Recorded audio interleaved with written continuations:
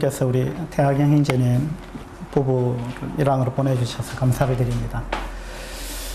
우리 형제님들 중에 가장 연로하신 분이신데 말씀을 들어보니까 참 너무 겸손하신 분이시다, 그런 생각이 들어서 참 좋습니다. 누가복음 15장 말씀 함께 보도록 하겠습니다.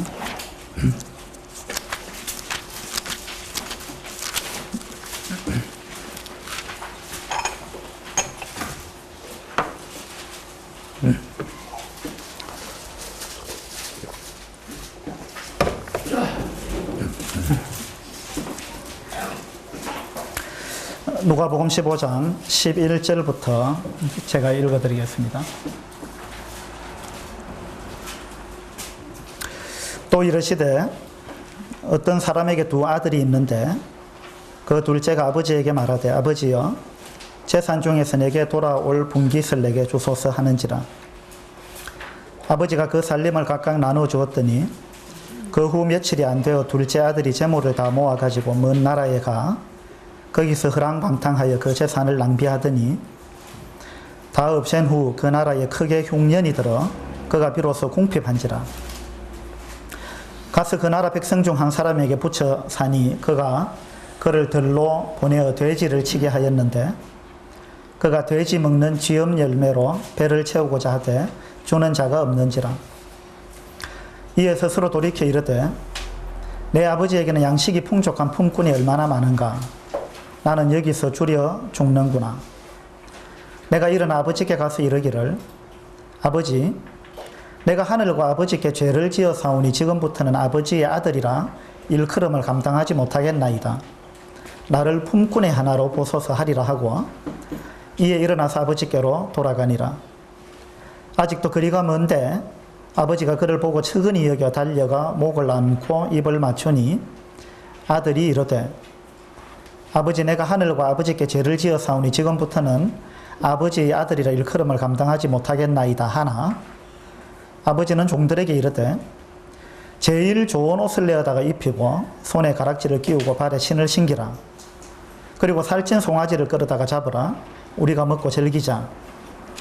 이 내 아들은 죽었다가 다시 살아났으며 내가 잃었다가 다시 얻었노라 하니 그들이 즐거워하더라.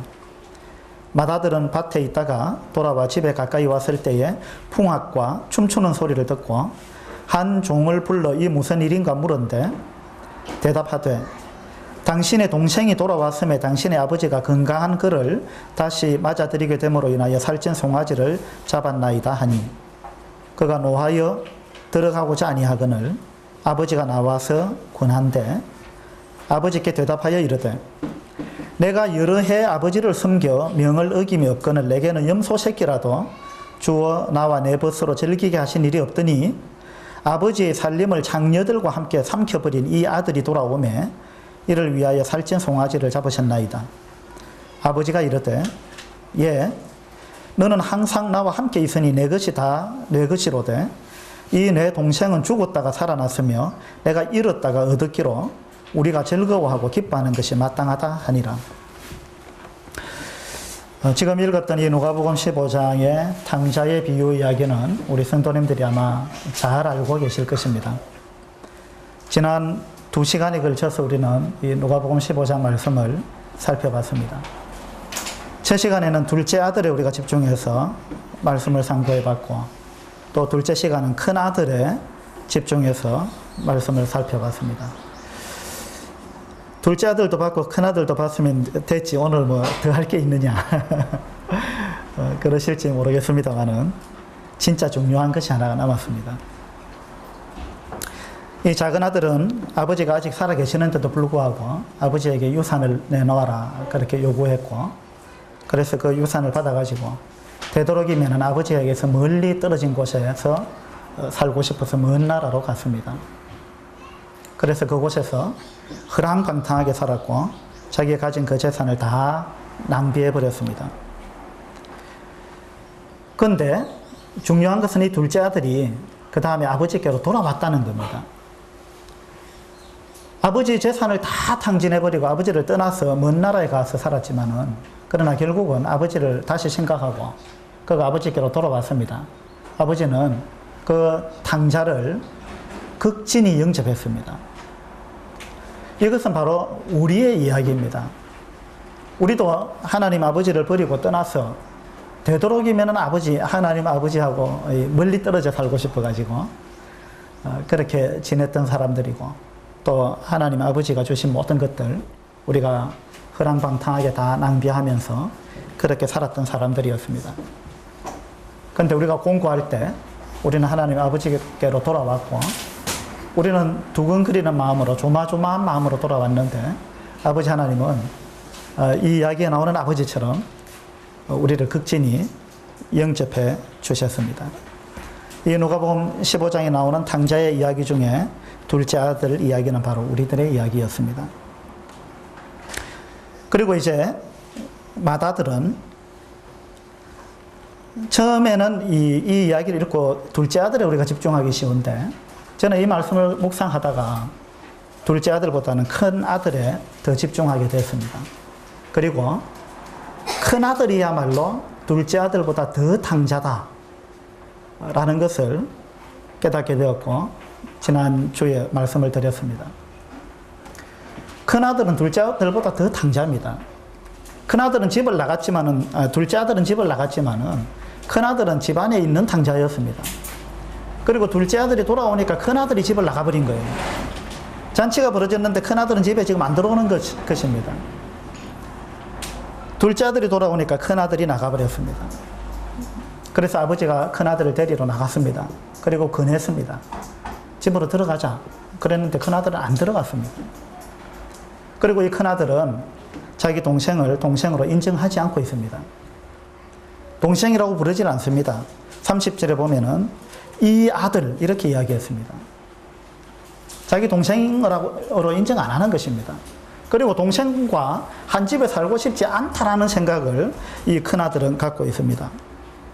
그리고 지금 자기 집에서 잔치가 벌어졌고, 자기 아버지가 지금 굉장히 기뻐하고 즐거워하고 있고, 뿐만 아니라 종들도 지금 즐거워하고 있습니다. 그런데 이 큰아들의 마음속에는 즐거움이 전혀 없습니다. 이 큰아들은요, 1절 2절에 보시면, 15장 1절 2절에 보시면 큰아들은 바로 바리새인과 서기관들을 의미합니다. 1절 2절 보겠습니다. 모든 세리와 죄인들이 말씀을 들으러 가까이 나오니 바리새인과 서기관들이 수군거려 이르되, 이 사람이 죄인을 영접하고 음식을 같이 먹는다 하더라. 예수께서 그들에게 비유로 이르시되, 그러니까 예수님께서 왜 이 비유를 말씀하셨느냐 하면, 예수님이 세리와 죄인들과 함께 식사를 하고 계셨는데 바리새인과 서기관들이 이것을 수군거리고 흉보았다는 것입니다. 어떻게 저분이, 선지자라 하는 저분이 저 세리하고 죄인들하고 같이 음식을 먹을 수 있단 말인가? 자기들은 상상할 수 없는 일을 예수님이 지금 하고 계시는 것입니다. 이 바리새인과 서기관들은 죄인들과 함께 앉을 수 없는 사람들이었습니다. 죄인들을 상대할 수 없는, 자기들은 거룩하다고 생각했기 때문에 자칭 의인들이죠. 그렇게 생각했는데 예수님은 죄인들과 함께 식사를 하고 있다는 것입니다. 그래서 수군거리고 빈정거렸습니다. 그래서 예수님이 이 비유를 말씀하신 겁니다. 예수님이 이 비유를 말씀하신 목적은 이 바리새인과 서기관들에게 뭔가 깨달음을 주기 위해서였습니다. 그러면서 너희들이 바로 이 맏아들이다. 너희들은 둘째 아들을 탕자라고 생각하겠지만은 내가 볼 때 이 맏아들이 더 탕자다. 왜냐하면은 맏아들은 기쁨이 없다 지금. 그리고 맏아들이 집에 안 들어오지 않느냐. 둘째만 집 나간 거냐. 큰아들도 집 나간 거다. 큰아들이 아버지의 마음에 함께 하고 있느냐. 아버지의 그 기쁨에 함께 하고 있느냐. 그리고 자기 동생을 사랑하고 있느냐. 아니지 않느냐. 그러니까 이 맏아들의 모습은 바로 너희들의 모습이다 하고 주님께서는 이 바리새인과 서기관들에게 이와 같은 깨달음을 주기 위해서 사실은 이 비유를 든 것입니다. 이 비유를 든 목적은 둘째 아들에게 있는 것이 아니고 핵심은 맏아들한테 있는 것입니다. 우리는 둘째 아들과 같았고 또 우리는 맏아들과 같은 사람들입니다. 바리새인과 서기관들만 이 맏아들의 모습을 취한 것이 아니고 실제로 우리들도 그렇잖아요. 우리들도 둘째 아들처럼 탕자였고 또 어떤 면에서는 나는 집 나간 적이 없다 라고 생각하고 나는 참 양심껏 살았다 라고 생각하는 사람은 어쩌면 이 맏아들입니다. 하나님은 이 둘째 아들보다 맏아들을 더 언짢아하십니다. 우리들의 모습이 그렇지 않은가 이렇게 생각해 보게 됩니다. 이 비유에 이제 맏아들과 둘째 아들이 등장하는데 이 두 아들의 공통점이 뭔지 아시겠습니까? 공통점이 뭐겠어요? 물론 둘 다 탕자라는 이야기입니다. 근데 그거 말고도 또 다른 공통점이 있습니다. 그것은 이 두 아들이 아버지의 마음을 모른다는 것입니다. 그래서 오늘 저는 이제 아버지의 마음, 여기다 초점을 맞춰서 말씀을 드리려고 합니다. 우리가 둘째 아들도 살펴봤고 맏아들도 살펴봤는데 오늘은 아버지에 대해서 살펴보기를 원합니다. 아버지의 마음이 도대체 어떤 마음이냐? 우리는 이 아버지의 마음을 알고 있느냐? 여기에 여러분들이 관심을 가져주시기를 바랍니다. 두 아들 다 아버지의 마음을 너무 몰랐습니다. 둘째 아들이 집을 나갈 때 아버지의 마음을 알았으면 안 나갔을 거예요. 둘째 아들이 살아계신 아버지한테 유산을 내놔라 그랬습니다. 그때 아버지의 마음이 어떠했는지 이 둘째 아들은 헤아리지 못했습니다. 그걸 안다면 어떻게 그러한 무례한 요구를 이 둘째 아들이 할 수 있겠습니까? 얼토당토 않는 너무나 무례한 요구를 둘째 아들이 했는데 아버지는 유산을 줬습니다. 둘째 아들이 요구하는 대로 유산을 줬습니다. 이 유산을 줄 때 아버지의 마음이 어떠했겠습니까? 둘째 아들은 이거 헤아리지 못했습니다. 그리고 둘째 아들이 유산을 받아가지고 집을 나가는데 그걸 아버지가 강제로 잡을 수도 있었겠지만은 아버지는 그렇게 하지 않았습니다. 이 아버지의 마음을 둘째 아들이 어떻게 알겠습니까? 그리고 둘째 아들이 나가가지고 이제 집에 돌아오지 않을 때 그 집을 떠나 있는 그 동안에 아버지가 얼마나 마음 아파하고 얼마나 둘째 아들이 돌아오기를 학수고대하고 기다리고 그렇게 했는지 이 둘째 아들이 어떻게 알겠습니까? 이 둘째 아들은 아버지의 마음을 너무 몰랐습니다. 20절에 보시면 이에 일어나서 아버지께로 돌아가니라. 아직도 거리가 먼데 아버지가 그를 보고 측은히 여겨 달려가 목을 안고 입을 맞추니 이랬습니다. 아직도 거리가 먼데 아버지가 아들을 먼저 알아봤습니다. 어떻게 아직도 거리가 먼데 아버지가 이 둘째 아들을 그렇게 금방 알아봤겠습니까? 이 둘째 아들은 아버지의 이 마음을 모릅니다. 여러분, 어버이 친자 한자로 부친할 때 친자, 그 친자를 유심히 생각해 보시면요, 나무 목자 위에 설립자가 있고 그 오른편에 볼견자입니다. 그 무슨 말이냐 하면은 집 나간 아들을 기다리다가 어떻게 얘가 언제나 돌아오는가 하고 늘 문을 열어놓고 동구 밖을 내다보다가 너무나 애가 타가지고 이제 마을 어귀까지 나가가지고 거기에 있는 나무 위에 올라가가지고 나무 위에 올라가서 우리 아들이 저 멀리 오고 있나 하고 바라다 보는 그 애타는 아버지의 마음이 그 한자 속에 담겨 있습니다. 나무 목자 위에 설립자, 나무 위에 올라가서서 멀리 아들이 오는가 쳐다보는 거예요. 아들을 기다리는 간절한 마음, 그것이 아버지의 마음입니다.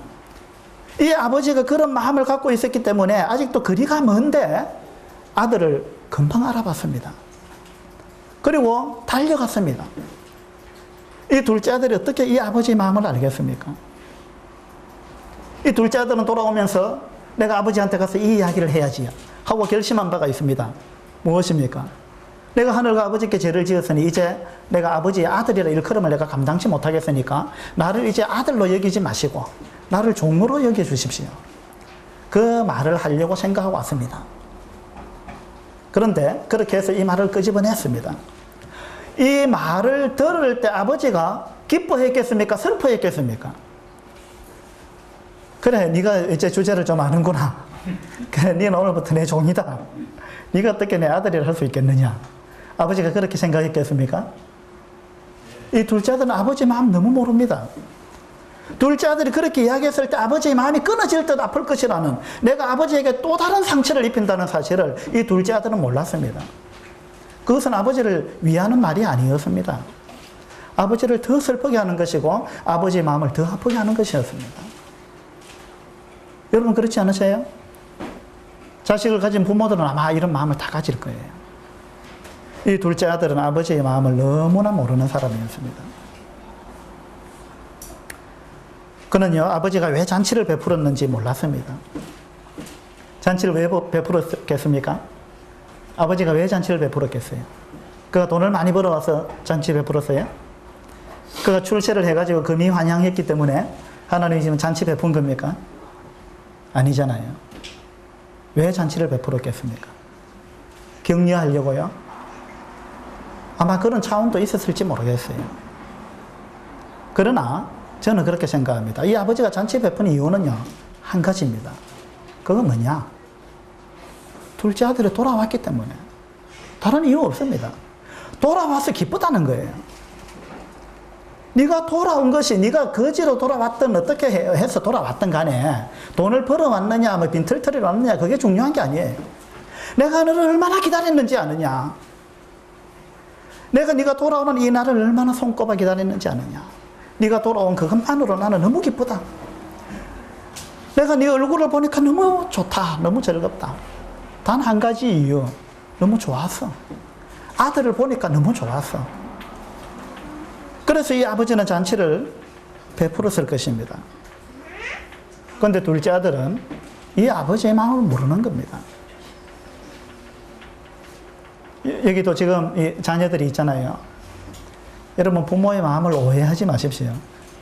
뭔가를 내가 잘못했다고, 내가 이제 아버지 앞에 어떻게 나아가느냐 하고 여러분이 두려워하고 차라리 막 집을 나가버리는 게 낫겠다, 이런 마음을 갖고 있다면 여러분은 부모의 마음을 몰라도 이만저만 모르는 게 아닙니다. 여러분이 어떤 사고를 쳐도 상관없습니다. 부모는 부모 앞에 그들이 그냥 나오기를 원하는 것입니다. 그것이 아버지의 마음입니다. 그것이 하나님의 마음입니다. 우리 가운데 아직도 하나님 앞에 나오기를 주저하고 계십니까? 여러분의 죄 때문에 주저하고 계십니까? 그럼 여러분은 하나님 아버지의 마음을 모르는 것입니다. 여러분 있는 그대로 하나님께 나오십시오. 하나님은 여러분이 나오기를 학수고대하고 계시는 분입니다. 그리고 이 누가복음 15장에 나오는 아버지처럼 달려나가서 목을 안고 입을 맞출 것입니다. 그것이 하나님 아버지의 마음입니다. 이 둘째 아들이 만약에 돌아오기 전에 그 먼 나라에서 자기 친구들한테 조언을 구했다면은, 야, 내가 사실은 아버지한테 돈 내놔라 해가지고 아버지 재산 가지고 나와서 내가 다 탕진해버렸다. 이제 내가 살아갈 길이 막막한데, 그래서 아버지한테 돌아가고 싶은데 어떻게 하면 좋겠냐? 돌아가는 게 옳으냐? 돌아가면 맞아 죽겠나? 너는 어떻게 생각하냐? 하고 친구들한테 조언을 구했다면 아마 친구들은요, 야, 너 안 가는 게 낫다. 너 가면은 맞아 죽는다. 아마 친구들이 그렇게 대답했을 것 같아요. 이만큼 우리는 부모의 마음을 잘 모릅니다. 근데 이 둘째 아들이 큰 결심을 하고 두근거리는 마음으로, 조마조마한 마음으로 한 발 한 발 아버지께로 나아갔는데 아버지는 달려갔습니다. 이 아들은 그냥 조심조심 왔지만은 아버지는 달려갔습니다. 이것이 부모의 마음입니다. 20절 보세요. 이에 일어나서 아버지께로 돌아가니라. 아직도 거리가 먼데 아버지가 그를 보고 어떻게 얘기했습니까? 척은히 여겨. 여러분 아버지의 마음을 한마디로 표현하면은 척은히 여기는 마음입니다. 이게 부모의 마음입니다. 부모는 자식을 보면서 항상 척은히 여기는 것입니다. 여러분한테 이와 같은 마음이 있으십니까? 우리는 오늘 아버지에게 집중하면서 이 아버지를 닮기를 원하는 것입니다. 우리 주님께서 이 탕자의 비유를 말씀하신 목적 중에 가장 큰 것이 저는 이 바리새인과 서기관들에게 너희들이 바로 맏아들이다라는 것을 깨닫게 함과 동시에 너희들이 어떤 마음을 가져야 되겠느냐, 너희들이 이 맏아들의 마음을 가져야 되겠느냐, 아니면은 여기에 나오는 이 아버지의 마음을 가져야 되겠느냐, 그것을 우리 주님은 호소하고 싶었다고 저는 생각합니다. 지금 우리들한테도 마찬가지입니다. 우리는 이 비유를 읽으면서 둘째 아들만 쳐다볼 것이 아닙니다. 그리고 맏아들만 쳐다볼 것이 아니라 우리는 아버지를 봐야 됩니다. 아버지를 봐야 됩니다.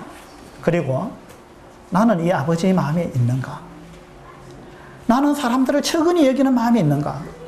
나보다 뭔가 좀 잘못한 것 같은 그런 사람을 향해서 나는 정죄하는 사람인가, 아니면은 나는 그 사람을 이 아버지처럼 측은히 여기는 사람인가?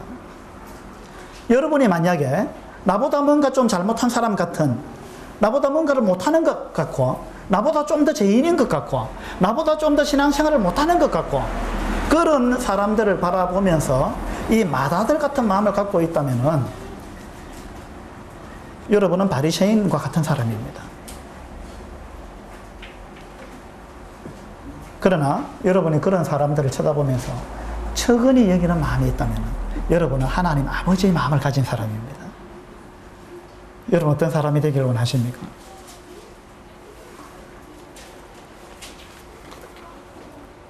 측은히 여기는 마음은요, 함께 아파하는 그런 마음입니다. 이 둘째가 집을 나갔을 때 아버지는 마음 아파했습니다. 그러나 이 둘째가 집을 나갔을 때 맏아들은 아파하지 않았습니다. 이게 부모와 형제의 차이입니다.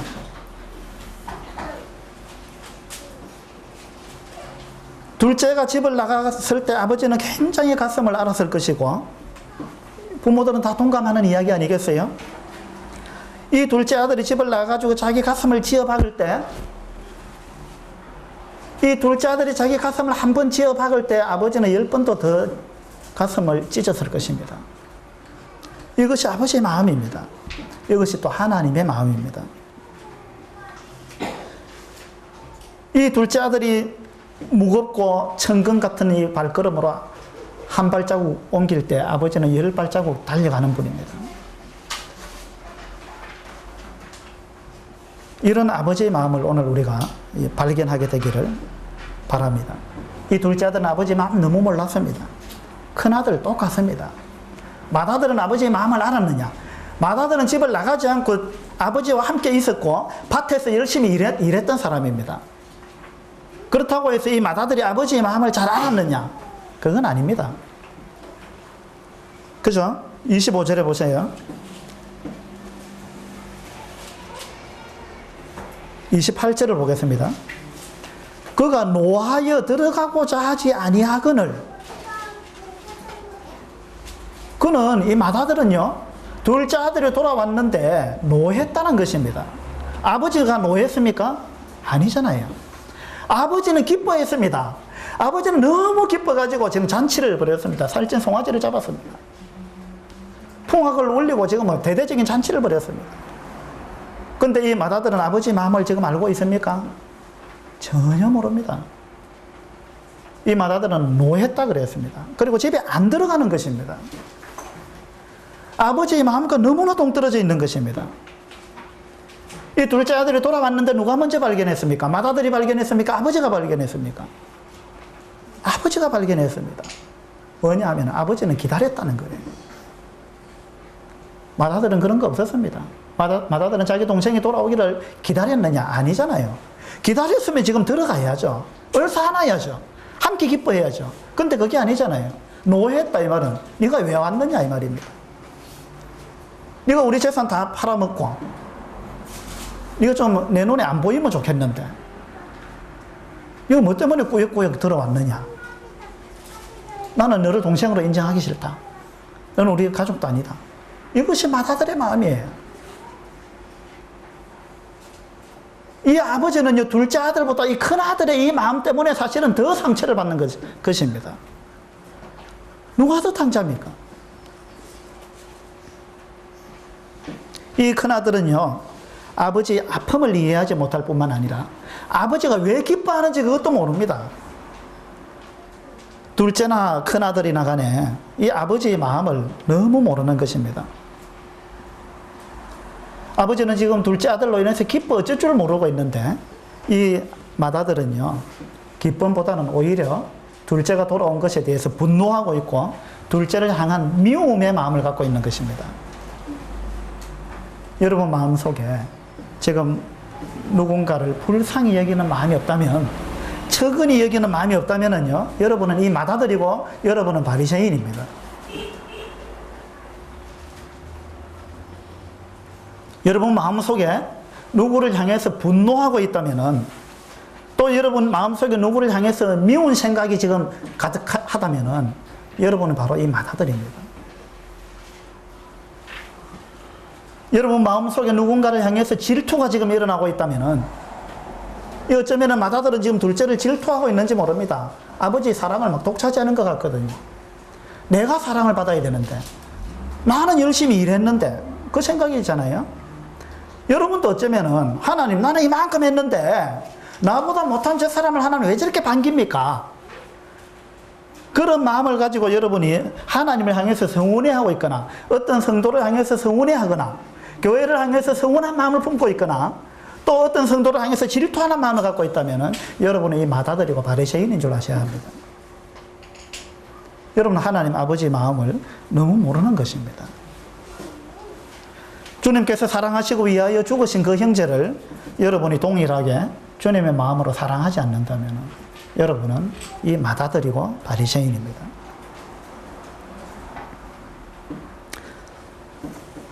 창세기 42장에 보면요, 요셉의 형들이 요셉을 팔아버렸는데 어떤 마음을 갖고 팔았는지 나와 있습니다. 창세기 42장 21절에 그가 우리에게 액을 할 때에 그 마음의 괴로움을 보고도 듣지 아니하였으므로 지금 우리한테 이런 일이 닥쳤다 하고 요셉의 형들이 지금 과거를 회상하고 있습니다. 요셉을 그들이 팔아버릴 때, 자기 동생을 팔아버릴 때 그들은요, 인정사정이 없었습니다. 눈물이 없었습니다. 그들은 아버지의 마음을 너무 몰랐습니다. 요셉의 형들이 말이에요. 그들은 자기 동생을 팔아버렸습니다. 노예로. 그때 동생이 액을 했습니다. 형님들 왜 이렇게 하십니까? 나를 아버지한테로 보내주세요. 액을 했는데, 동생이 액을 하는데 형들은 그 동생의 마음에 함께하지 않았습니다. 그런데 창세기 37장을 보세요. 아버지의 마음은 어떠했습니까? 형들의 마음과 아버지의 마음은 너무나 판이하게 달랐습니다.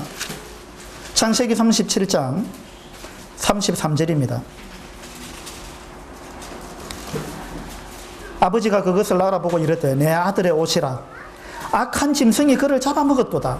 요셉이 분명히 찢겼도다 하고 자기 옷을 찢고 굵은 배로 허리를 묶고 오래도록 그의 아들을 위하여 애통하니 그의 모든 자녀가 위로하되 그가 그 위로를 받지 아니하여 이르되 내가 슬퍼하며 서울로 내려가 아들에게로 가리라 하고 그의 아버지가 그를 위하여 울었더라. 형들은 울었습니까? 아니잖아요. 아버지는 이 이야기를 듣자 자기 옷을 찢었습니다. 형들은 자기 옷을 찢었습니까? 형들은 동생의 옷을 찢었습니다. 그런데 아버지는 자기 옷을 찢고, 형들은 눈물도 없었지만 아버지는 오래도록 울었습니다. 내가 내 아들한테로 가고 싶다. 내가 서울로 내려가고 싶다. 이것이 아버지의 마음입니다. 이것이 바로 하나님 아버지의 마음입니다. 여기 요셉의 아버지의 마음은 하나님의 마음입니다.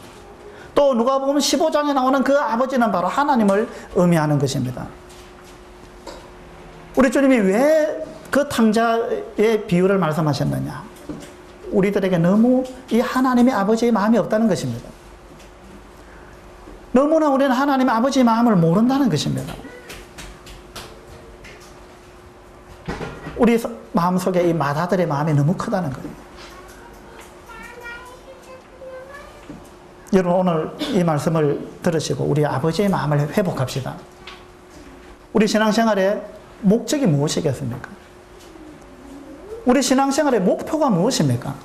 그것은요, 바로 아버지 하나님의 성품을 담는 것이지 않겠습니까? 우리가 천국 가는 게 목적입니까?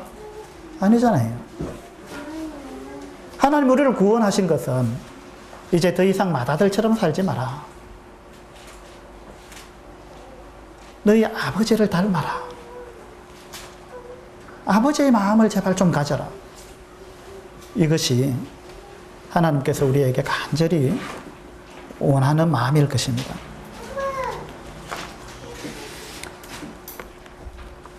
압살롬과 다윗을 생각해 봐도요, 이 자녀들의 마음과 부모의 마음이 얼마나 다른가 하는 것을 우리는 알 수 있습니다. 사무엘하 13장을 보겠습니다.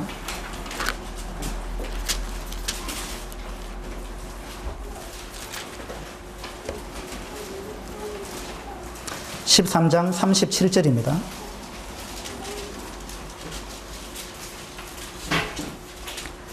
압살롬은 도망하여 그술 왕 암미훌의 아들 달메에게로 갔고 다윗은 날마다 그의 아들로 말미암아 슬퍼하니라. 압살롬이요, 나쁜 짓을 하고 도저히 아버지 얼굴을 볼 수 없어서 집을 나갔습니다. 이 누가복음 15장에 나오는 둘째 아들처럼 이 압살롬이 가출했습니다. 집을 떠났습니다. 그런데 아버지는 어떠했습니까?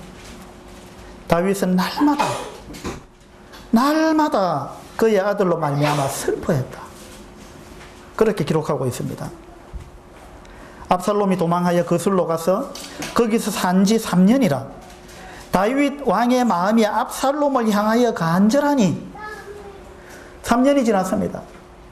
이 3년 동안 압살롬은 무슨 마음을 갖고 살았는지 모르지만 아버지 다윗의 마음은요, 너무나 압살롬을 향해서 간절했습니다. 내 아들이 돌아와야 할 텐데, 내 아들이 돌아와야 될 텐데, 너무나 간절한 마음을 갖고 기다렸습니다. 14장입니다. 14장 23절. 요압이 일어나 그술로 가서 압살롬을 데리고 예루살렘으로 오니 왕이 이르되 그를 그의 집으로 물러가게 하여 내 얼굴을 볼 수 없게 하라 하매 압살롬이 자기 집으로 돌아가고 왕의 얼굴을 보지 못하니라. 이 드디어 이제 압살롬을 데려왔습니다. 다윗이 신하를 시켜서 데려오라 그랬습니다. 데려왔는데 아버지는 어떻게 했습니까? 그를 집으로 돌려보내라. 자기 집으로 돌려보내고 내 얼굴 못 보게 하라 이랬습니다. 그래서 이 압살롬이 돌아와가지고 아버지 얼굴을 못 보고 집으로 갔습니다. 그때 이 압살롬은 아버지가 굉장히 나를 지금 노여워하시는구나, 나를 보기 싫어하는구나 이렇게 생각했을지 모릅니다. 그러나 다윗의 마음은 그게 아니었습니다. 그렇잖아요. 다윗은 얼마나 그가 돌아오기를 간절히 기다렸습니까? 그로 인해서 슬퍼하고 처근히 여기고, 이 아버지 다윗의 마음은 그러했습니다. 근데 압살롬은 아마 오해했을 것이에요. 어떤 사람이 어떤 책에 보니까요, 어떤 아이가 가출을 했습니다. 그래서 어떤 분이 이제 이 아이를 어떻게 알게 돼가지고 자초지종을 듣고는 네가 집으로 돌아가야 된다. 돌아가서 부모한테 잘못을 용서해달라고 구해라. 그리고 집으로 돌아가라. 아버지가 간절히 기다리고 있을 거다. 그리고 누가복음 15장의 탕자 이야기를 해주고 돌아가면 아버지가 살찐 송아지를 잡아서 잔치를 베풀 것이다. 두려워 말고 돌아가라 그랬습니다. 그래서 이 가출한 아이가 집으로 이 두려운 마음을 가지고 돌아갔습니다. 그런데 이 아이가 다시 가출해버렸어요. 그래서 지난번에 집으로 돌아가라고 조언을 해줬던 이 사람이 물어봤습니다. 너가 왜 집을 다시 나왔느냐? 네가 집으로 돌아가니까 아버지가 너를 어떻게 대우하더냐? 살찐 송아지를 잡지 않더냐? 물었는데 이 아이가 뭐라고 대답했느냐 하면은 살찐 송아지를 우리 아버지가 잡은 게 아니고요, 아들을 잡을 뻔했습니다. 그렇게 이야기했어요. 우리 사람 중에는 부모라 할지라도 어쩌면은 그런 부모가 있을 수도 있어요. 정말 그 자식의 고적에서 이름 파버리고 싶고, 내가 두 번 다시 네 얼굴을 안 보고 싶다. 내 앞에 절대 나타나지 마라. 이렇게 말할 부모도 혹 있을 수 있습니다. 그러나 하나님 아버지는 그런 분이 아닙니다. 이것을 주님은 누가복음 15장에서 말씀하고 계시고, 창세기에서 요셉의 아버지를 통해서 하나님의 마음이 어떠한지를 보여주고 계셨습니다. 그리고 이 사무엘하 말씀을 통해서 이 다윗의 마음이, 이 아버지의 마음이 어떠한지 그것을 하나님은 우리들한테 보여주고 있는 것입니다. 사무엘하 14장 조금 더 보면요, 25절에 온 이스라엘 가운데서 압살롬같이 아름다움으로 크게 칭찬받는 자가 없었으니 그는 발바닥부터 정수리까지 흠이 없음이라. 이 압살롬은요, 아주 외모가 출중한 사람이었습니다. 발바닥부터 정수리까지 흠이 없었더라. 이런 사람이 압살롬이었고, 이 압살롬은 능력이 있는 사람이었습니다. 그런데 문제는 뭐냐? 이 압살롬이 자기 아버지의 마음을 모른다는 겁니다. 여러분이 아무리 능력이 뛰어나고 여러분이 아무리 외모가 출중할지라도 여러분이 부모의 마음을 모른다면, 여러분이 하나님 아버지의 마음을 모른다면요, 여러분은 인생 실패한 것입니다. 하나님은 여러분을 기뻐하지 않을 것입니다. 여러분이 비록 능력이 저조하다 할지라도, 여러분이 비록 좀 못생겼다 할지라도, 좀 잘하는 것이 없다 할지라도, 여러분이 아버지의 마음을 알고 아버지께로 접근한다면 여러분은 엄청난 사랑을 받을 것입니다. 무언가를 지금 잘하느냐가 중요한 게 아닙니다. 이 둘째 아들이 뭘 잘했습니까? 아버지가 둘째 아들을 기뻐하는 건 둘째 아들이 돈을 벌어와서 기뻐하는 게 아니잖아요. 맏아들은 지금 그걸 몰랐습니다.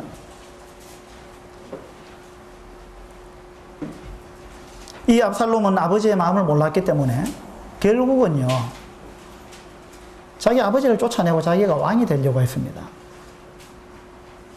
자기를 그렇게 기다렸던 아버지인데 반역을 일으켰습니다.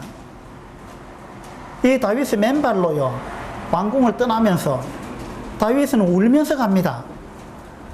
다윗이 이 자기 아들의 그 무리들하고 전쟁을 벌일 수도 있지만은 다윗은 그렇게 안 하고 피해주는 거예요. 아들을 위해서. 울면서, 맨발로 울면서 다윗은 떠나갔습니다. 그런데 압살롬은 그 마음을 모릅니다.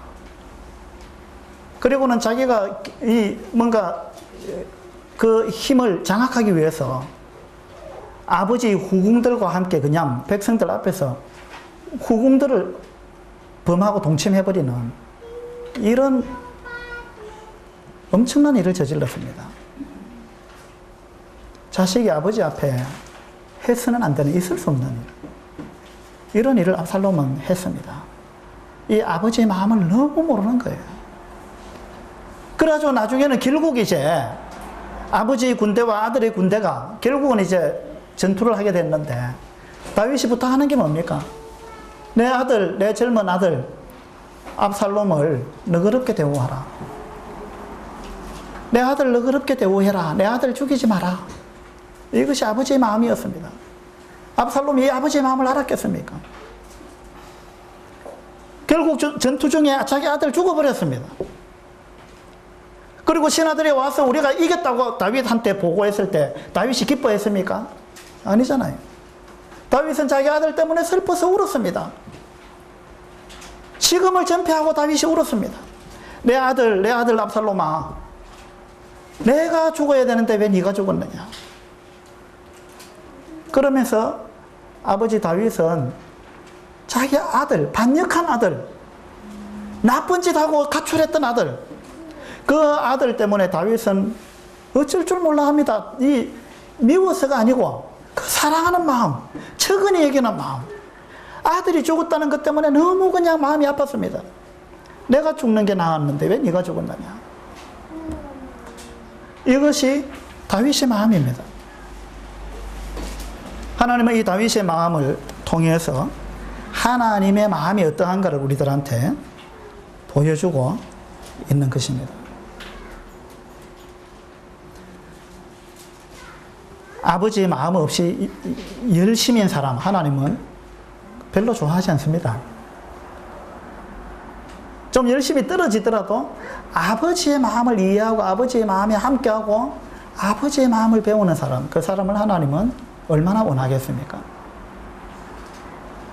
어떤 직장에서 상사의 부류를 네 부류로 나눠가지고 어느 상사가 좋으냐 설문조사를 했는데 이 네 부류가 뭐냐면 하나는 멍부, 하나는 멍게, 하나는 똑부, 하나는 똑개 이렇게 나눴습니다. 무슨 말이냐면은 멍부는요 멍청하면서 부지런한 사람, 자기 상사가 멍청하긴 한데 정말 부지런한 사람이다 이런 상사가 있고, 또 한 상사는 멍청하면서 게으른 사람이다 멍게, 또 한 상사는 똑똑하면서 게으른 사람 똑개, 또 한 부류는 똑똑하면서 부지런한 사람 똑부, 이런 네 부류가 있다면 당신 상사가 어떤 상사면 좋겠느냐, 어떤 사람이 좋겠느냐. 설문조사 했는데 뭐가 나왔는지 아십니까? 똑개가 나왔습니다. 똑개. 그리고 어떤 상사가 가장 싫으냐 물었는데 뭐가 나왔는지 알아요? 멍게가 아니고 멍부였습니다. 멍부. 멍청하면서 부지런한 사람 밑에 있으면 죽는다 이 말이에요. 멍청하면 좀 게으르긴 하지. 멍청하면서 부지런하면 그 밑에 있는 사람은 죽어납니다 그냥. 일은 자꾸 만들어 오는데 실컷 해놔도 아무 뭐 인정도 못 받고 효력도 없고 실컷 해놨는데 헛일하고 회사에 도움도 안 되고 이런 일만 한다 이거예요 멍부는. 그러니까 하나님 아버지의 마음을 모르는 압살롬, 자기 아버지 다윗의 마음을 모르는 압살롬이 출중하고 외모가 출중하고 능력이 있고 사람들을 휘어잡고 거느리고 리더십이 있잖아요. 똑똑합니다. 그런데 실제로는 이 압살롬은 멍부입니다. 멍부. 뭐냐면은 부지런하고 능력이 있지만 멍청한 거예요. 사람들이 볼 때는 똑똑할지 모르지만 자기 아버지가 볼 때는 멍청한 겁니다. 왜 멍청하냐? 아버지의 마음을 모르기 때문에 그런 거예요. 그게 멍청한 거잖아요. 여러분이 아무리 부지런해도 여러분의 아버지 하나님의 마음을 이해하지 못한다면은, 그리고 아버지 하나님과 동떨어져서 아버지 하나님 마음과 반대로 살고 있다면은 여러분이 아무리 부지런하고 열심히고 기도 많이 하고 성경 많이 읽고 교회 봉사하고 전도하고 한다 할지라도 여러분은 아버지 하나님의 마음을 모르고 그 일을 행하고 있다면은 여러분은 어쩌면 멍부일 수 있다는 걸 깨달아야 됩니다. 우리 누가복음 15장의 이 탕자 비유를 통해서 정말 배워야 하는 것은 나는 아버지 하나님의 마음을 이해하고 있는가? 아버지의 마음을 나는 알고 있는가? 나는 이 아버지의 마음을 갖기를 원하는가? 아니면은 내가 맏아들 같은 마음을 갖고 살고 있는가? 이것을 하나님은 아마 가장 중요하게 보시리라고 그렇게 생각이 됩니다. 하나님은 이 다윗을 내 마음에 합한 자다 이렇게 표현했습니다. 내가 다윗을 만나니 내 마음에 합한 사람이라. 내가 그로 인해서 나의 뜻을 이루리라 그랬습니다.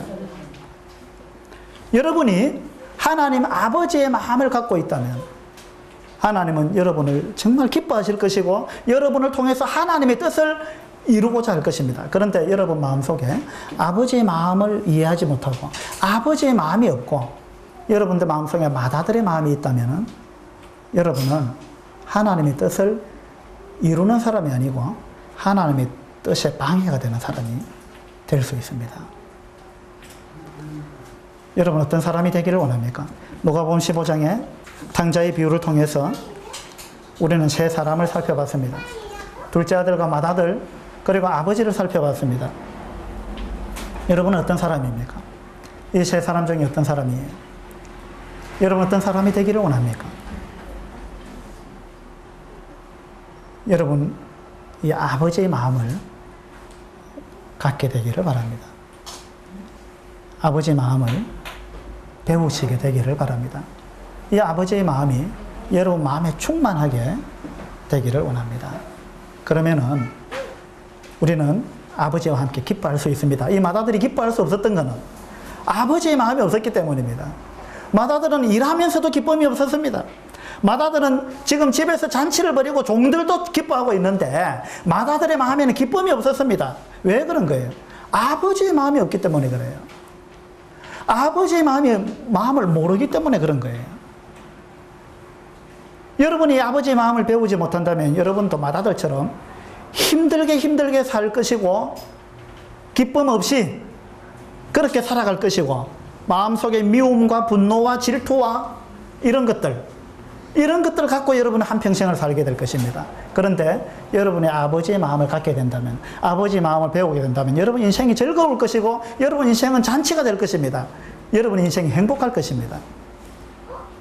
그것이 아버지의 마음이 있기 때문입니다. 우리 모두 이 아버지의 마음을 갖게 되기를 바랍니다.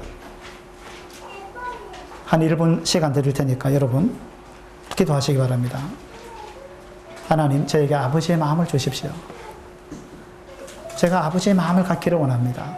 제가 너그러운 사람이 되기를 원합니다. 제가 사람을 사랑하는 사람, 용납하고 용서하는 사람, 포용하는 사람, 측은히 여기는 사람, 사랑하는 사람, 그런 사람이 되게 해주십시오 하고 여러분 기도하게 되시기를 바랍니다. 기도드리겠습니다.